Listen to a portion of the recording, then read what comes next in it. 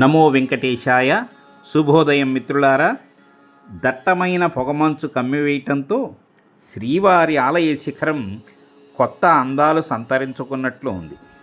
ఈ cool weather చాలా చాలా ఆహ్లాదకరంగా ఉంది మిత్రులారా. ఇటువంటి సమయంలో స్వామివారి దర్శనం చేసుకోవటం చాలా ఆనందంగా ఉంది.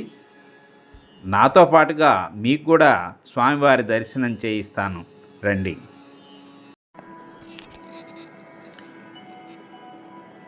ఈ దేవాలయ ఆవరణలో చక్కగా ఆడబడుచులు వచ్చి స్వామివారికి పొంగళ్ళు పొంగిస్తూ ఉన్నారు. ఈ యొక్క దేవాలయంలో ప్రత్యేకత ఏమిటంటే, ఈ వృక్షాన్ని గమనించినట్లయితే ఎక్కడైనా రావి వేప రెండు చెట్లు ఉంటాయి, కానీ ఇక్కడ రావి చెట్టు, వేప చెట్టు, మర్రి చెట్టు, ఉసిరి చెట్టు 4 వృక్షాలు కలిసి ఉన్నటువంటి వృక్షాన్ని లక్ష్మీనారాయణ రూపంలో ఇక్కడ పూజిస్తుంటారు, అర్చిస్తూ ఉంటారు.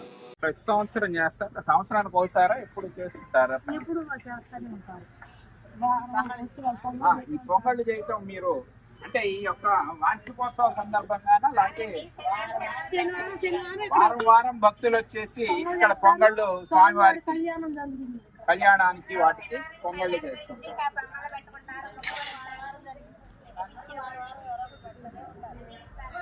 దాదాపు 20-30 మంది దాకా భక్తులు వచ్చేసి స్వామివారికి పొంగళ్ళు చేసి మొక్కులు తీర్చుకోవటం ఈ మల్లాది గ్రామంలో ఆనవాయితీగా మారింది. భక్తుల యొక్క అభిప్రాయాలు కూడా మనం తెలుసుకుందాం. అమ్మ, మీరు ఏ గ్రామం? మల్లాది గ్రామం. మీరు ఎప్పటి నుంచి స్వామివారికి పొంగళ్ళు చేస్తున్నారు?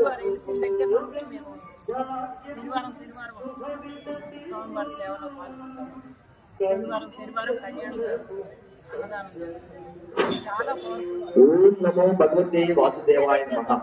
చెట్టు చక్కెర పాదాల మీద పసుపు కుంకం చల్లకూడదు. పాదాల మీద పసుపు కుంకము పుష్పములతోనే పూజించాలి. స్వామివారి చెట్టు చక్కెర పాదాల మీద ఎవరు పసుపు కుంకం చల్లకూడదు. అక్కడ స్వామివారు నెలకొని ఉన్నారు. ఆ విషయాన్ని భక్తులు గ్రహించి పాదాల వద్దనే పసుపు కుంకంతోనే పూజ చేయాలి. విగ్రహాల మీద వద్దు, పాదాల మీదే పూజించాలని మనం చేస్తాం. ఓం నమో భగవతే వాసుదేవాయ నమః. వారు మమ్మల్ని చల్లగా కాపాడుతుంటారని చెప్పేసి ఈ మల్లాది గ్రామవాసులు భక్తులు చెట్టు బయటనే కొట్టాలి ఇచ్చేస్తుంటారు. భక్తులంతా కూడా మొక్కుబడులు ఉన్నవాళ్ళు ఇక్కడ ఆవరణలోనే తలనీలాలు సమర్పించేటువంటి షెడ్ ఉంది. అక్కడికి వెళ్ళి తలనీలాలు సమర్పిస్తుంటారు భక్తులు.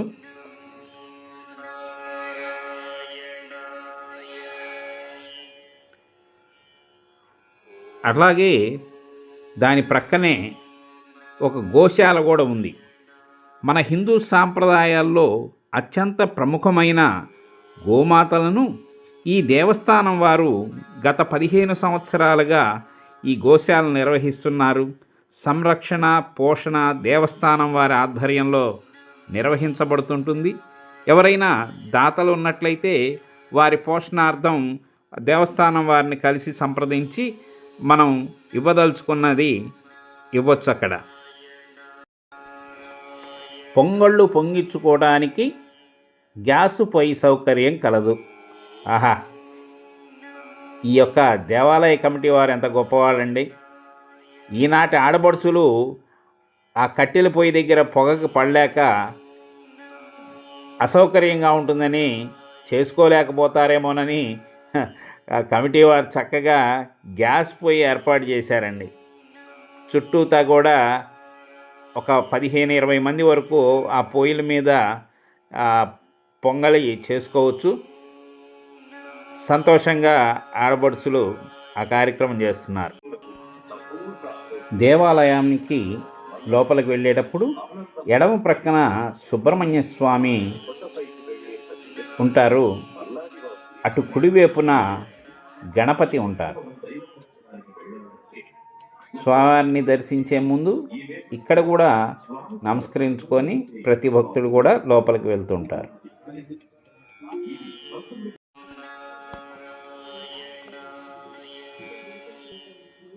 ఆలయ ప్రాంగణం అంతా కూడా ఎంతో విశాలంగా ఉంటుంది. ధ్వజస్తంభానికి నమస్కరించుకొని ఒకసారి ప్రదక్షిణం గనక చేసినట్లయితే ఆ చుట్టూ ఉన్నటువంటి వాతావరణం కూడా మీకు అర్థమవుతుంది. మంచు వర్షం పడినట్లు పడుతుంది. అక్కడ వారు నాకు చెప్పారు 7:30, 8 అయితే మీకు నుంచోటానికి చోటు ఉండదండి. అక్కడ మీరేదైనా తీసుకోవాలనుకుంటే 7:30 లోపే ఈ దేవాలయంలో ఉండాలి, తర్వాత మీకు అసలు అవకాశం ఉండదని చెప్పారు. అప్పటికే భక్తుల రాక మొదలైంది 6:30, 7కే. ప్రశాంత వాతావరణంలో ఇవన్నీ చిత్రీకరించడానికి కుదురుతుందని ఎర్లీగా రావటం జరిగింది. అక్కడ దేవాలయం వెనక ప్రసన్నాంజనేయ స్వామి ఉంటారు.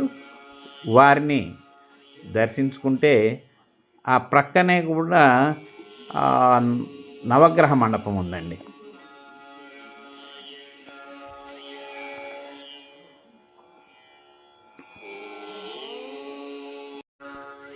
ఈ ఆవరణ చుట్టూ, దేవాలయం చుట్టూ కూడా దేవతామూర్తుల విగ్రహాలు చక్కగా ఉన్నాయి. మనం కొద్ది క్షణాల్లో స్వామివారిని దర్శించుకోబోతున్నాం.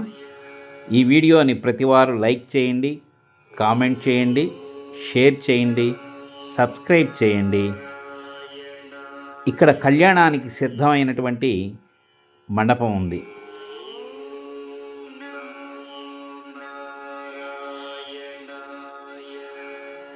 అలాగే ముందుకు పోతే ఎవరొచ్చినా సరే స్వామివారి చరిత్ర తెలుసుకోవటానికి క్లుప్తంగా అక్కడ ఒక ఫ్లెక్సీ వేయబడ్డదండి. ప్రతి ఒక్కరు కూడా వచ్చి ఆ యొక్క చరిత్రను అక్కడ చదువుకుంటూ ఉంటారు.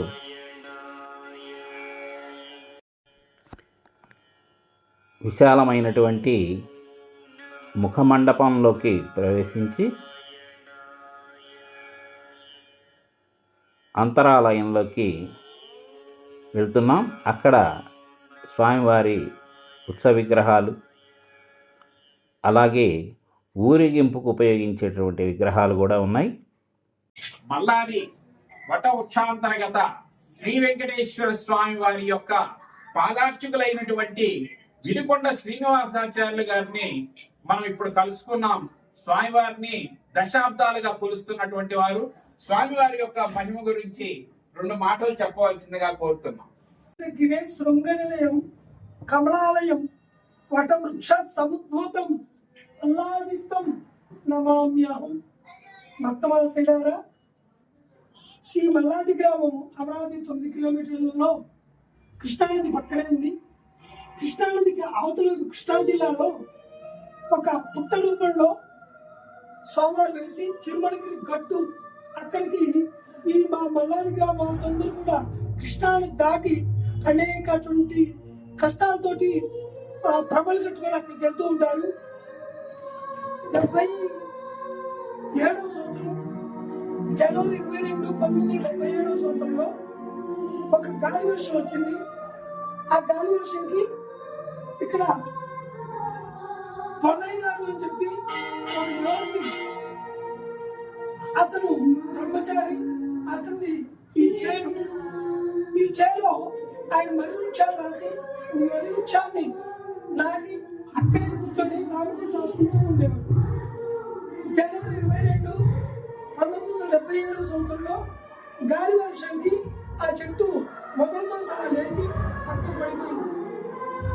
ఆ తర్వాత ఆర్ఎండ్బి వాళ్ళు ఆ చెట్టుని ఆట పెట్టుకొని ఆర్ఎండ్బి వాళ్ళు అమ్మేసిగా ఆ కాంట్రాక్టర్ మొత్తం చెట్లు కొట్టుకున్నారు. కానీ మొత్తం దగ్గరకు వచ్చేసరికి అనేక కష్టాలు పాలయ్యి ఆ మొత్తును వదిలేసి వెళ్ళిపోయినాడు.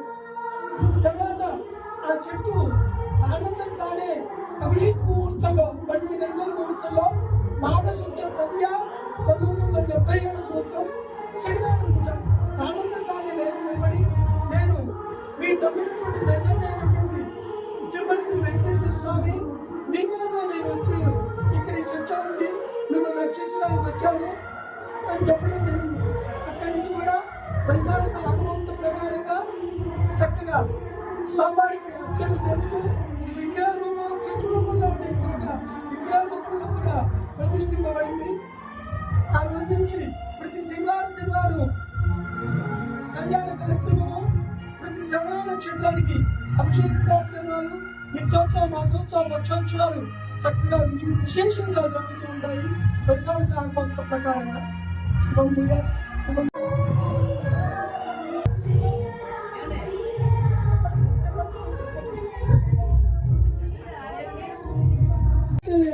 కమలాలయం వటవృక్ష సముద్భూతం అల్లాదిస్తం నమామ్యహం అనేటటువంటి స్వామివారు చక్కగా పచ్చకర్పూరం నామంతో ప్రతి శుక్రవారం కూడా విరాజిల్లుతూ ఉంటాడు. ఆయన యొక్క హస్తం ద్వారా వచ్చేటటువంటి విశేషమైనటువంటి సంపద మనకి ఇక్కడికి పెళ్లి కాని వాళ్ళకి పెళ్లి, సంతాన ప్రాప్తి విషయంలో అసలు అత్యద్భుతమైనటువంటి విశేషాన్ని ఇస్తూ ఉంటాడు భగవంతుడు. ఈ విధంగా సోమవారం అనేక రూపాయలుగా మరి వృక్షంలో వెలిసి నా నీడలాగా మీ అందరికీ కూడా నీడని కల్పిస్తాను, రండి నా కుక్షలో చేరండి, నన్ను ఆశ్రయించండి, మీ యొక్క కోట్లన్నీ కూడా నెరవేరుస్తాను అని చెప్పడం జరిగింది. శుభం భూయా. శ్రీ వెంకటేశ్వర సంపూర్ణ అనుగ్రహేణ సకలాభీష్ట ఫల సిద్ధి అస్తు.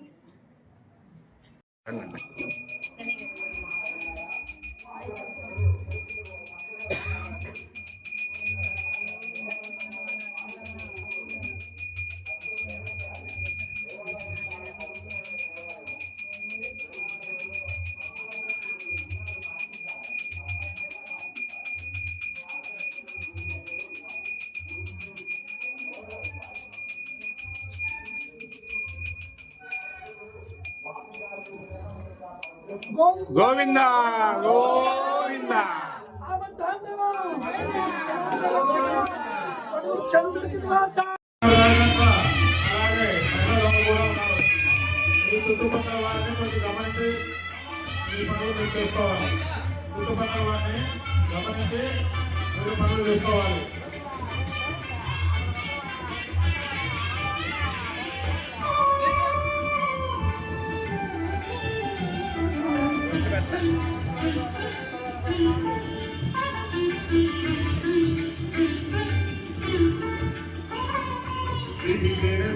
అటుకులకే పొంగిపోయిన వంట పడవలిము దాటిస్తే పరవశించిన వంట విడిగిడమ్మి అటుకు పడవలిము దాటిస్తే పరవశించిన వంట ఎవతటి దయగలవాడో వెంకటేశుడనుకోటి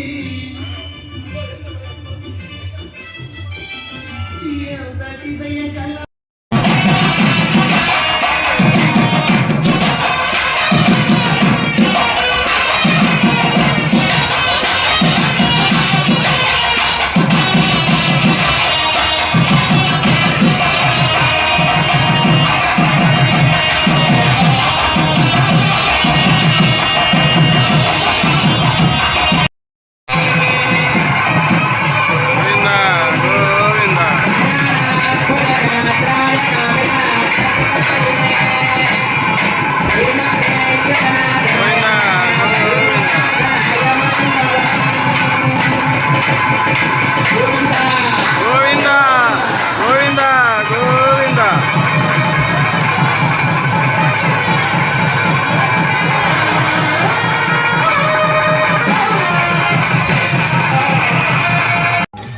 కళ్యాణ అనంతరం స్వామివారి ముందు అమ్మ ఉదయమే చెప్పారు నాకు, పద్మావతి అమ్మగా ఇక్కడ కోలాటం ఉంటుంది తప్పకుండా చూడండి అని చక్కగా పిల్లల చేత ప్రదర్శన చేయించింది. స్వామివారి కళ్యాణం అయిపోయినాక వైభవంగా ఈ యొక్క కార్యక్రమం కొనసాగింది. ఇలాగే ప్రతి ఏడు జరగాలని కోరుకుంటూ సర్వే జనా సుఖినో భవంతు. స్వామివారి అర్చన అలంకారం నిమిత్తం తులసీవనాన్ని దేవాలయం ప్రక్కనే ఏర్పాటు చేశారు. ఇక్కడ నుండి స్వామివారికి తులసి మాలలు, పుష్పాలు మొదలైనవన్నీ అందుతుంటాయి.